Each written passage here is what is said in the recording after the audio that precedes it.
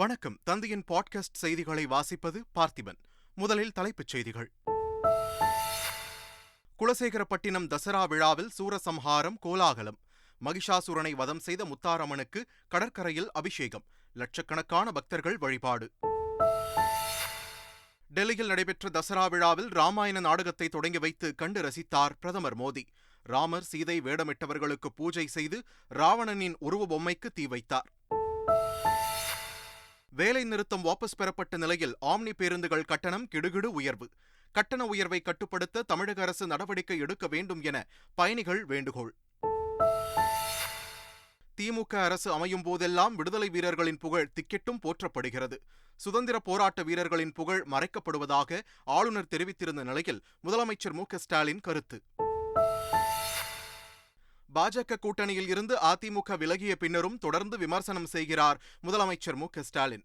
அதிமுக தொடங்கிய திட்டங்களையே தற்போது திறந்து வைப்பதாகவும் எதிர்க்கட்சித் தலைவர் எடப்பாடி பழனிசாமி குற்றச்சாட்டு. தமிழக ஆளுநர் ஆர்.என். ரவி தான் ஒரு RSS காரர் என்பதை அடிக்கடி நிரூபித்து வருகிறார். நாம் தமிழர் கட்சியின் தலைமை ஒருங்கிணைப்பாளர் சீமான் குற்றச்சாட்டு. உலக புகழ்பெற்ற தஞ்சை பெரிய கோவிலில் மாமன்னன் ராஜராஜ சோழனின் 1038வது சதய விழா கோலாகலம். 1038 கலைஞர்கள் ஒரே நேரத்தில் சிறப்பு பரதநாட்டியம் ஆடி உற்சாகம். விரைவில் புதிய கட்சி தொடங்க உள்ளார் நடிகர் விஜய். வியாழனன்று தளபதி மக்கள் இயக்கம் சார்பில் முக்கிய அறிவிப்பு வெளியாகும் என தகவல். ஜெயிலர் படத்தில் வில்லனாக நடித்த மலையாள நடிகர் விநாயகன் கைது. எர்ணாகுளம் வடக்கு காவல் நிலையத்தில் ரகளையில் ஈடுபட்டதாக கூறி கைது செய்த போலீசார். ஃபெமினைன் என்ற சானிட்டரி நாப்கின் கம்பெனியை தொடங்கினார் நடிகை நயன்தாரா. இன்ஸ்டாகிராம் வலைதள பக்கத்தில் அறிவிப்பு. காசா விவகாரத்தில் ஐநா ஒருதலைபட்சமாக செயல்படுவதாக துருக்கி அதிபர் எர்டோவன் விமர்சனம். ஐநா பொதுச் செயலாளர் பதவி விலக வேண்டும் என்று இஸ்ரேல் வலியுறுத்தல். காசாவில் உள்ள மருத்துவமனைகளில் இன்று இரவுடன் எரிபொருள் காலியாகும் என ஐநா மீட்பு நிறுவனம் தகவல். எரிபொருள் விநியோகத்தை அனுமதிக்க முடியாது என்று இஸ்ரேல் ராணுவம் திட்டவட்டம். மெட்டா நிறுவனத்திற்கு எதிராக 42 அமெரிக்க மாகாணங்கள் வழக்கு. சிறுவர்களின் ஆரோக்கியத்திற்கு தீங்கு விளைவிப்பதாக குற்றச்சாட்டு. உலகக்கோப்பை கிரிக்கெட் தொடரில் தென்னாப்பிரிக்கா அபார வெற்றி. வங்கதேச அணியை 149 ரன்கள் வித்தியாசத்தில் வீழ்த்தி அசத்தல். உலகக்கோப்பை கிரிக்கெட் தொடரில் ஆஸ்திரேலியா நெதர்லாந்து அணிகள் இன்று மோதல். டெல்லி அருண்ஜேட்லி மைதானத்தில் மதியம் 2 மணிக்கு போட்டி தொடங்குகிறது. இனி விரிவான செய்திகள். குலசேகரன்பட்டினம் முத்தாரம்மன் கோவில் தசரா திருவிழாவில் சூரசம்ஹாரம் வெகு விமர்சையாக நடைபெற்றது. நள்ளிரவு 12 மணிக்கு நடைபெற்ற சூரசம்ஹார நிகழ்ச்சியில் லட்சக்கணக்கான பக்தர்கள் குவிந்தனர். அப்போது கடற்கரை சிதம்பரேஸ்வரர் கோவிலுக்கு முன்பாக சிம்ம வாகனத்தில் எழுந்தருளிய அம்மன் மகிஷாசூரனை வதம் செய்தார். டெல்லி துவாரகாவில் நடைபெற்ற ராம்லீலா நிகழ்ச்சியில் பிரதமர் நரேந்திர மோடி சிறப்பு விருந்தினராக கலந்து கொண்டார். ராமாயண நாடகத்தை அரங்கேற்றும் நாடக கலைஞர்களுக்கு திலகம் வைத்து பூஜை செய்து வழிபட்ட அவர் ராமாயண இதிகாசத்தை விளக்கும் ராம்லீலா நாடகத்தை கண்டு ரசித்தார். நிகழ்ச்சியின் நிறைவாக ராவண் தகன் என்று அழைக்கப்படும் ராவணனின் உருவ பொம்மைக்கு பிரதமர் நரேந்திர மோடி தீ வைத்தார். விழாவில் பேசிய அவர் சமூகத்தில் ஜாதியவாதம், இனவாதம் ஆகியவற்றின் அடிப்படையில் பிளவுகளை ஏற்படுத்தும் தீமைகளுக்கு முடிவு கட்ட அனைவரும் உறுதியேற்க வேண்டும் என்று வேண்டுகோள் விடுத்தார்.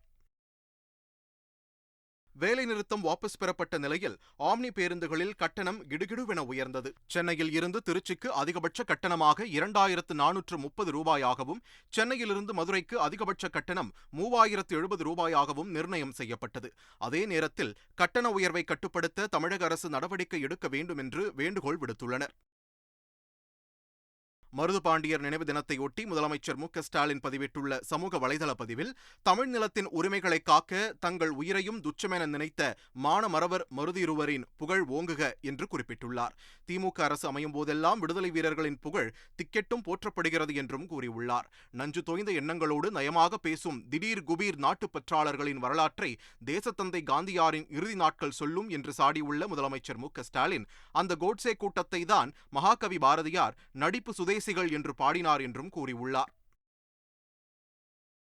அதிமுக அரசு கொண்டு வந்து முடிவுறும் தருவாயில் உள்ள திட்டங்களைத்தான் முதலமைச்சர் மு.க.ஸ்டாலின் தொடங்கி வைத்து வருகிறார் என்று அதிமுக பொதுச் செயலாளர் எடப்பாடி பழனிசாமி குற்றம் சாட்டியுள்ளார். பாஜக கூட்டணியில் இருந்து அதிமுக விலகிவிட்டதால் திமுக தலைவர் மு.க.ஸ்டாலினுக்கு பயம் வந்துவிட்டது என்று அவர் சிறுபான்மை மக்களுக்கு நன்மை செய்வது போல மாய தோற்றத்தை ஏற்படுத்துவதாகவும் விமர்சித்துள்ளார். நாங்கள் பாரதிய ஜனதா கூட்டணியிலிருந்து விலகிவிட்டோம். விலகிவிட்ட காரணத்தினால் திராவிட முன்னேற்ற கழக தலைவர் இன்றைக்கு பயந்து நடுங்கிக் கொண்டிருக்கின்றார். அவர் பேச்சிலிருந்து, அறிக்கையிலிருந்து, அவர் பேசப்படுவதிலிருந்து நாங்கள் புரிந்து கொள்ள முடிகிறது. என்றால் சிறுபான்மை மக்களை இதுவரை ஏமாற்றி வந்தார். இன்றைக்கு சிறுபான்மை மக்கள் அனைத்து இந்திய அண்ணா திராவிட முன்னேற்ற கழக கட்சியைச் சேர்ந்த என்னையும் என்னை சார்ந்தவர்கள் தலைமை கழக நிர்வாகத்திலும் சந்திக்கின்றதை அவரால் பொறுத்து கொள்ள முடியவில்லை. அதனால்தான் இப்போ இப்படிப்பட்ட வெறுப்பு பேச்சு வந்து கொண்டிருக்கிறதா நான் கருதுகிறேன். தென்னிந்தியர்கள் இனத்தால் திராவிடர்கள், மொழியால் தமிழர்கள், நாட்டால் இந்தியர்கள் என்று அமைச்சர் மனோ தங்கராஜ் தெரிவித்துள்ளார். ஆனால் ஆரியம் திராவிடம் பற்றி குறைந்தபட்ச விஷயம் கூட தெரியாதவர்களுக்கு டியூஷன் வகுப்பா எடுக்க முடியும் என்றும் அவர் கேள்வி எழுப்பியுள்ளார். அறியாமையில் பேசுகள் நம்ம ஒன்றும் செய்ய முடியாது. ஆரியம் என்பது ஒரு இனம், திராவிடம் என்பது இன்னொரு இனம். நாம் குறிப்பாக தென்னிந்தியர்கள் திராவிட இனத்தை சார்ந்தது. இனத்தால் நாம் திராவிடர்கள், மொழியால் தமிழர்கள், நாட்டால் நாம் இந்தியர்கள். இந்த மூணு நம்முடைய அடையாளம். இந்த குறைந்தபட்ச விஷயம் கூட தெரியாதவர்களுக்கு நம்ம டியூஷன் கிளாஸ் எடுக்க முடியாது. தமிழக ஆளுநர் ஆர்.என். ரவி தான் ஒரு RSS காரர் என்பதை அடிக்கடி நிரூபித்து வருவதாக நாம் தமிழர் கட்சியின் தலைமை ஒருங்கிணைப்பாளர் சீமான் தெரிவித்துள்ளார். பிஜேபி ஆளாத மாநிலங்களில் பிஜேபி ஆளுநர்களை போட்டு குடைச்சல் கொடுத்துட்டே இருக்கும். புதுச்சேரிக்கெல்லாம் நீங்கள் கிரண்பேடி கொடுத்த டார்ச்சர் இருக்குல்ல. நம்ம அம்மா தமிழிசை கொஞ்சம் அடிப்படையில் ஒரு நாகரிகமான பெண்மகள்னால அவர் ரொம்ப டார்ச்சர் பண்ணுறதில்ல. இவர் ஆர்.என். ரவி RSS உறுப்பினர். அவர் உங்களுக்கு தெரியும். அவர் என்ன செய்வார், அவர் என்ன பண்ணுவார், அவர் பாடுபொருளாக இருக்கணும், பேசு பொருளாக இருக்கணும். இதுக்கு முன்னாடி இந்த ஆளுநர்கள்லாம் இவ்வளோ பேசு பொருளாக இல்லை. தினம் இது பிரச்சனையை பேசுகிறதுனால நீங்கள் என்கிட்ட கேட்குறீங்க, நம்ம அவரை பற்றி பேசுகிறோம். அதுக்காகவே சிலர் பேசுவாங்க. அதனால் அவரை தவிர்த்து விட்டு போக வேண்டியது. வேற என்ன இருக்கு? தஞ்சை பெரிய கோவிலை எழுப்பிய மாமன்னன் ராஜராஜ சோழனின் 1038வது சதய விழா கோலாகலமாக நடைபெற்று வருகிறது. தமிழ் முறைப்படி தேவார திருமுறை பாடல்களுடன் தொடங்கிய சதய விழாவில் கருத்தரங்கம், இசைக்கல்லூரி மாணவர்களின் மங்கள இசை, திருமுறை, பன்னிசை நாத சங்கமம் ஆகிய நிகழ்ச்சிகள் நடைபெற்றன. முக்கிய நிகழ்வாக பெரிய கோவில் முழுவதும் 1038 கலைஞர்கள் ஒரே நேரத்தில் பங்கு பெற்று சிறப்பு பரதநாட்டியம் ஆடினர். அண்ணா பல்கலைக்கழகம் 3 ஆண்டு பேச்சுலர் ஆஃப் ஒகேஷன் தொழிற்படிப்புகளை அறிமுகப்படுத்த உள்ளதாக துணைவேந்தர் வேல்ராஜ் தெரிவித்துள்ளார். முதற்கட்டமாக ஆரணியில் உள்ள அண்ணா பல்கலைக்கழக உறுப்பு கல்லூரியில் ஃபுட்வேர் மேனுஃபேக்சரிங் என்ற படிப்பும், காஞ்சிபுரத்தில் செயல்படும் உறுப்பு கல்லூரியில் லாஜிஸ்டிக்ஸ் மேனேஜ்மெண்ட் படிப்பும் அறிமுகப்படுத்தப்பட உள்ளதாக கூறினார். இந்த படிப்புகளுக்கு இம்மாத இறுதிக்குள் விண்ணப்பிக்கலாம் என்றும், படிப்பு குறித்த விவரங்கள் பல்கலைக்கழக இணையதளத்தில் வெளியிடப்பட்டுள்ளதாகவும் தெரிவித்தார். நடிகர் விஜய் விரைவில் அரசியல் கட்சியை அறிவிப்பது தொடர்பாக தளபதி விஜய் மக்கள் இயக்கம் வியாழக்கிழமை முக்கிய அறிவிப்பை வெளியிட இருப்பதாக தகவல் வெளியாகியுள்ளது. இந்நிலையில் அனைத்து மாவட்டங்களிலும் விரைவில் தொழிற்சங்கம் துவக்க உள்ளதாக விஜய் மக்கள் இயக்கத்தின் பொதுச் செயலாளர் புசி ஆனந்த் தெரிவித்துள்ளார். நடிகை நயன்தாரா புதிதாக சானிட்டரி நாப்கின் பிசினஸை தொடங்கியுள்ளார். திரைத்துறையில் முன்னணி நடிகையாக வலம் வருபவர் நயன்தாரா. இவர் ஏற்கனவே 9 ஸ்கின், லிப் பாம் போன்ற நிறுவனங்களை நடத்தி வருகிறார். இந்நிலையில் புதிதாக ஃபெமினைன் என்ற சானிட்டரி நாப்கின் பிசினஸையும் தொடங்கியுள்ளார். இதனை தனது இன்ஸ்டாகிராம் வலைதள பக்கத்தில் நயன்தாரா அறிவித்துள்ளார். ஜெயிலர் திரைப்படத்தின் வில்லன் நடிகரும் மலையாள நடிகருமான விநாயகன் கைது செய்யப்பட்டார். இவருக்கும் இவரது மனைவிக்கும் இடையே பிரச்சனை ஏற்பட்ட நிலையில் விசாரிக்கச் சென்ற காவலர்களை அவமரியாதையாக பேசியதாக கூறப்படுகிறது. இதனால் விநாயகனை கைது செய்த காவல்துறையினர் மருத்துவ பரிசோதனை செய்தபோது மதுபோதையில் இருந்ததை உறுதி செய்தனர். 2 பிரிவுகளில் வழக்கு பதிவு செய்த காவல்துறையினர் பின்னர் ஜாமீனில் விடுவித்தனர்.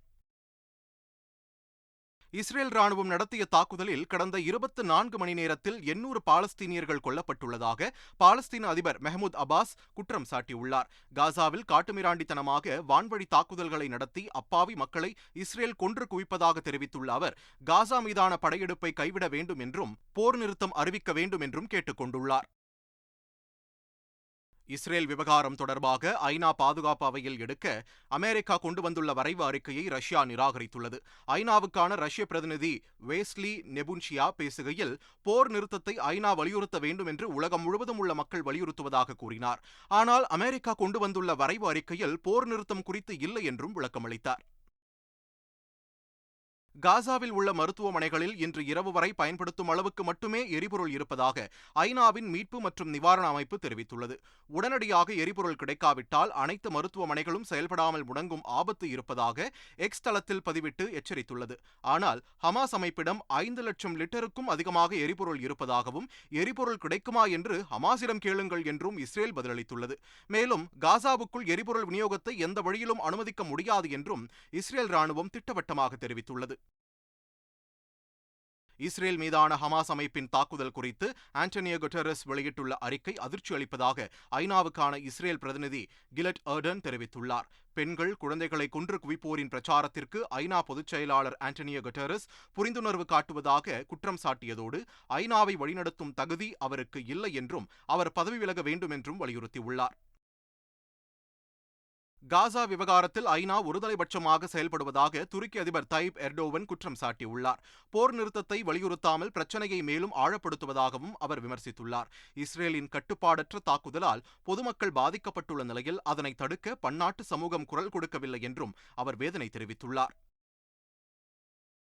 சிறுவர்களின் ஆரோக்கியத்திற்கு தீங்கு விளைவிப்பதாக மெட்டா நிறுவனத்திற்கு எதிராக அமெரிக்காவின் 42 மாகாணங்கள் சார்பில் வழக்கு தொடரப்பட்டுள்ளது. பயனர்களின் ஆரோக்கியத்தை விட வருமானத்திற்கு மட்டுமே முன்னுரிமை கொடுப்பதாகவும் கூறப்பட்டுள்ளது. குழந்தைகளை அடிமைப்படுத்தும் அம்சங்களை தெரிந்தே மெட்டா நிறுவனம் வடிவமைத்துள்ளதாகவும் பெற்றோரின் அனுமதியின்றி சிறுவர்களின் தரவுகளை சேகரிப்பது சட்டத்தை மீறும் செயல் என்றும் குற்றம் சாட்டப்பட்டுள்ளது. உலகக்கோப்பை கிரிக்கெட் தொடரின் 23வது போட்டியில் வங்கதேசத்தை 149 ரன்கள் வித்தியாசத்தில் வீழ்த்தி தென்னாப்பிரிக்கா அபார வெற்றி பெற்றது.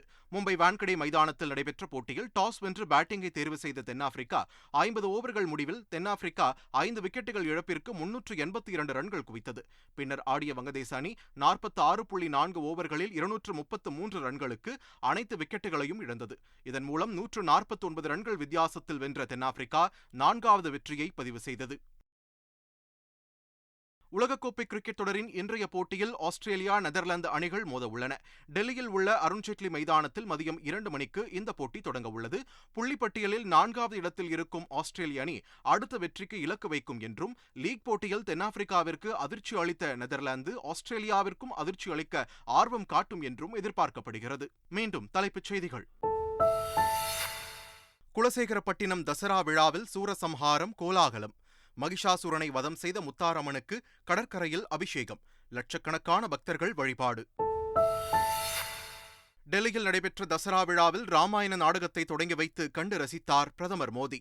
ராமர், சீதை வேடமிட்டவர்களுக்கு பூஜை செய்து ராவணனின் உருவ பொம்மைக்கு தீ வைத்தார். வேலை நிறுத்தம் வாபஸ் பெறப்பட்ட நிலையில் ஆம்னி பேருந்துகள் கட்டணம் கிடுகிடு உயர்வு. கட்டண உயர்வை கட்டுப்படுத்த தமிழக அரசு நடவடிக்கை எடுக்க வேண்டும் என பயணிகள் வேண்டுகோள். திமுக அரசு அமையும் போதெல்லாம் விடுதலை வீரர்களின் புகழ் திக்கெட்டும் போற்றப்படுகிறது. சுதந்திர போராட்ட வீரர்களின் புகழ் மறைக்கப்படுவதாக ஆளுநர் தெரிவித்திருந்த நிலையில் முதலமைச்சர் மு.க.ஸ்டாலின் கருத்து.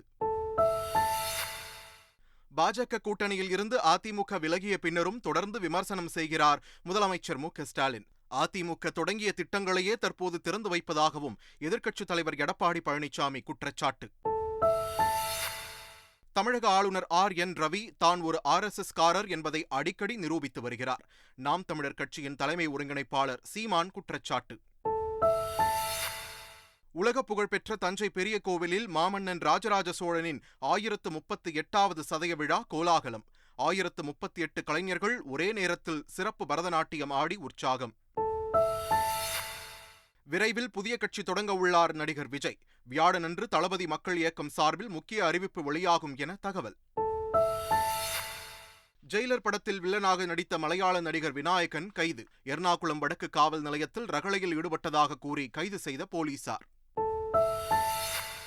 ஃபெமினைன் என்ற சானிட்டரி நாப்கின் கம்பெனியை தொடங்கினார் நடிகை நயன்தாரா. இன்ஸ்டாகிராம் வலைதள பக்கத்தில் அறிவிப்பு. காசா விவகாரத்தில் ஐநா ஒருதலைபட்சமாக செயல்படுவதாக துருக்கி அதிபர் எர்டோவன் விமர்சனம். ஐநா பொதுச் செயலாளர் பதவி விலக வேண்டும் என்று இஸ்ரேல் வலியுறுத்தல். காசாவில் உள்ள மருத்துவமனைகளில் இன்று இரவுடன் எரிபொருள் காலியாகும் என ஐநா மீட்பு நிறுவனம் தகவல். எரிபொருள் விநியோகத்தை அனுமதிக்க முடியாது என்று இஸ்ரேல் ராணுவம் திட்டவட்டம். மெட்டா நிறுவனத்திற்கு எதிராக 42 அமெரிக்க மாகாணங்கள் வழக்கு. சிறுவர்களின் ஆரோக்கியத்திற்கு தீங்கு விளைவிப்பதாக குற்றச்சாட்டு. உலகக்கோப்பை கிரிக்கெட் தொடரில் தென்னாப்பிரிக்கா அபார வெற்றி. வங்கதேச அணியை 149 ரன்கள் வித்தியாசத்தில் வீழ்த்தி அசத்தல். உலகக்கோப்பை கிரிக்கெட் தொடரில் ஆஸ்திரேலியா, நெதர்லாந்து அணிகள் இன்று மோதல். டெல்லி அருண்ஜேட்லி மைதானத்தில் மதியம் 2 மணிக்கு போட்டி தொடங்குகிறது. இத்துடன் தந்தையின் பாட்காஸ்ட் செய்திகள் நிறைவு பெறுகின்றன. வணக்கம்.